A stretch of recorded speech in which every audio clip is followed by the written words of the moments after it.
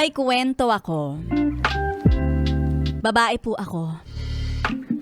Share ko lang ang intimate love and fantasy ko. Since no boyfriend since birth ang ante nyo. Last 2 years ago, habang ako ay naka-duty sa ospital bilang nurse. Hello sa lahat ng mga nurse. Sinalo ko ang lahat ng mga duty ng Pasko at Bagong Taon. Dahil ako ang naging alay, dahil bago ako sa ospital, at alam ng sangkalahatan ang aking estado na wala akong jowa. May pahuhuhu talaga siya. Meron akong isang kapwa nurse. Hello, kapwa. Na naka-duty na isang kaibigan kong lalaki. Parehas kaming nurse. Dahil sa kami ay board na board sa ospital, naisipan namin na gawin ang ginagawa ng mga single pagsapit ng Bagong Taon.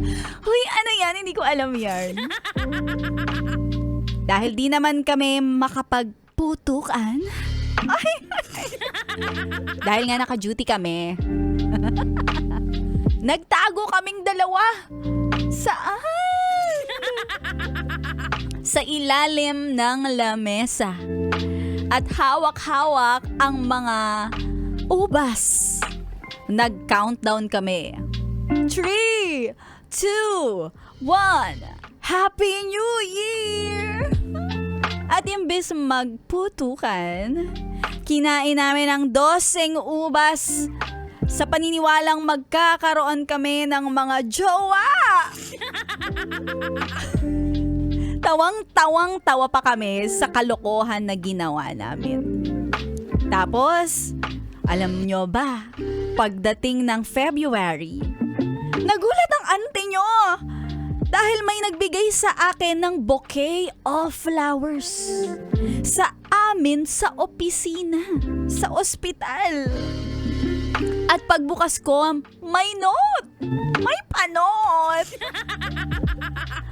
Ang nakasulat sa message, pwede ba akong manligaw sa'yo? At ang lalaking nagpadala ay walang iba, kundi ang lalaking kasama kong kumain ng ubas sa ilalim ng lamesa noong 2024. Grabe yung plot twist na hindi ko kahit isang beses naisip na may gusto pala siya sa akin. Cutie naman si Koya. Ang challenge ay katrabaho ko siya. At kung magiging idea lang ako, ayoko ng katrabaho na jowa ko. At pagkatapos, nagpaligaw naman ako sa kanya.